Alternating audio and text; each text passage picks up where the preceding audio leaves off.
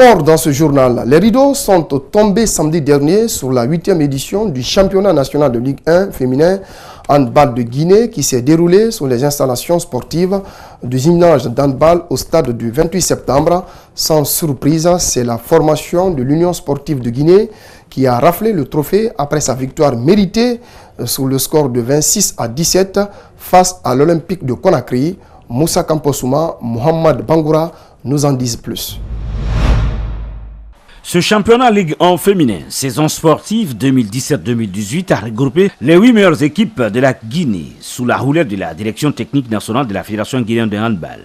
Après une semaine de lutte, les filles de l'Union sportive de Guinée sont sacrées championnes face à l'Olympique de Conakry après leur succès 26-17. C'est une équipe qui n'est pas du tout mal, qui joue très bien. Mais grâce à notre organisation, on a pu gérer le match et on a remporté le trophée. On était venus ici déterminés pour être victorieuses, mais le terrain a décidé autrement.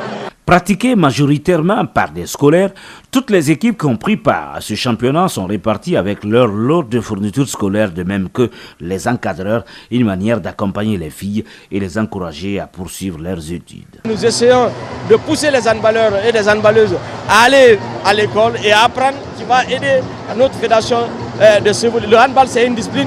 Si vous ne partez pas à l'école, vous n'êtes pas instruit, il est très difficile de comprendre comment ce jeu est tellement important. Cette finale a connu la présence du ministre des Sports, de la Culture et du Patrimoine historique, Sanoussi Bantamasso, et du président du Comité national olympique et sportif de Guinée, Maître Nabi Kamara. Voir toutes ces jeunes filles ici avec des t-shirts et des casquettes, et aussi avec des sacs pour leur permettre d'aller à l'école, c'est ce que nous recherchons. Et ce n'est pas simplement jouer au handball, mais c'est surtout lier l'école au sport. Après cette compétition, voici le classement général du championnat national Ligue 1 handball féminin saison 2018. Premier, Union sportive de Guinée. Deuxième, Olympique de Conakry.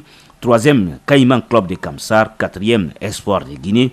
Cinquième, AS Mineur de Sangaredi. Sixième, Horea de Conakry. Septième, Tout Puissant de Guinée.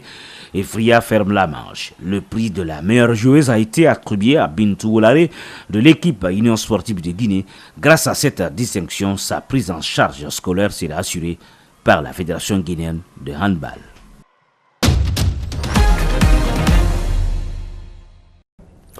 Voilà donc ce qui concentrait l'actualité nationale. À présent, l'actualité africaine et internationale dans ce 22h. Au Mali, les initiatives citoyennes continuent pour la reprise des travaux dans les cours et tribunaux du pays. Après la rencontre des leaders religieux du groupement spirituel, un citoyen du nom de Mamadou Fofana a fait une marche solitaire sur la primature ce lundi 1er octobre 2018. Militant des droits humains, Mamadou Fofana sollicite l'implication personnelle du Premier ministre pour l'arrêt immédiat de la grève des enseignants. Reportage Brima Soboga, Lulamadi Baté. C'est un cri de cœur d'un citoyen malien pour la satisfaction de la plateforme revendicative des magistrats. M. Fofana estime que son action est purement volontaire et n'a d'autre but que l'accès des services judiciaires aux citoyens. Je voudrais juste me rendre à la primature pour demander au Premier ministre de fournir des efforts, de tout faire, de tout mettre en œuvre. D'ailleurs, je m'adresse à tous les deux partis, le magistrat et le gouvernement, de tout faire pour avoir une solution immédiate à la grève illimitée des magistrats. Dès la bout du travail, à la primature, en passant par le monument de l'indépendance, M. Fofana n'a cessé d'attirer l'attention de l'opinion nationale et internationale sur le bien fondé de son initiative. Et le choix de la primature n'est pas fortuit. Bon, j'ai décidé de me rendre à la primature parce que je sais qui est le Premier ministre. Je me dis peut-être en m'adressant directement à lui, ça peut avoir une solution tout de suite. Ce n'est pas parce que je ne fais pas confiance au ministre de la Justice ou je... Non. Je me dis en tant que chef de gouvernement, il peut avoir une solution même avec le président de la République, avec le parti, les deux bureaux syndicaux de la magistrature. Et quand il les appelle, il pourra avoir une solution. C'est à 10h30 que Mohamed Fofana est arrivé à la primature. Même si ce dernier n'a pas été reçu par le Premier ministre, il s'est dit quand même satisfait de l'initiative. En sorte sur l'argument que le PM est sorti, qui n'est pas sur place.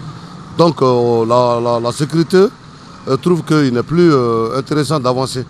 Je les ai envoyé 2 lettres qui n'ont pas été répondues. Donc, selon la loi malienne, quand tu déclares déjà ta marche, elle est autorisée, même si on ne te répond pas. Je retourne confiant, parce que je sais que quand les messages vont passer, il y aura une solution à cette crise. De tous bords, de tous les 2 côtés. Les pieds dans la boue et la chemise trempée par la pluie, Emmanuel Macron s'offre un long bain de foule à Quartier d'Orléans, l'un des plus pauvres de Saint-Martin, au contact d'une population impatiente et en colère 1 an après le passage d'Irma. Suivez. Bonjour madame.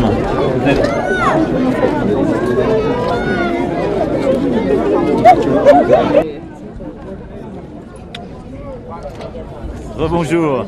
Hein, on s'est vu là, vous avez bougé. Ben pour moi, je ne sais pas pourquoi il est venu, parce que rien n'a été bousculé, comme il a dit, que les choses vont commencer, on va bousculer. Il n'y a rien qui a été bousculé à Saint-Martin, sauf que les Saint-Martinois ont été bousculés.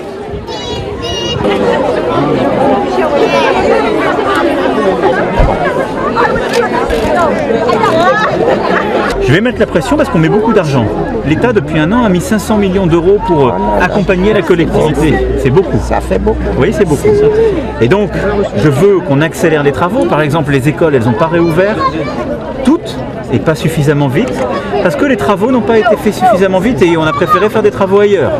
C'est pas acceptable. C'est inacceptable ce qu'on voit là. Je vous le dis franchement. Vous le voyez, il y a des bailleurs sociaux ici, il y a des grands acteurs économiques, la Seine-Samar, qui a ses bâtiments, qui louent 500, 600 euros par chambre, je viens de les voir. Depuis 1 an, les toits n'ont pas été faits. Ça, c'est pas acceptable. Or, ce sont des sociétés qui continuent de faire payer les loyers et ce sont des sociétés qui ont beaucoup d'argent et qui en ont eu beaucoup par le passé. Ça va ? Voilà, merci aux téléspectateurs qui nous suivent à Beila grâce à Espace TV. C'est la fin donc de ce journal. Merci aux équipes en régie et en édition. Ce journal est à retrouver sur notre site espacetvguinée.info. À toutes et à tous, excellente soirée à notre compagnie. Je vous retrouve demain pour d'autres infos.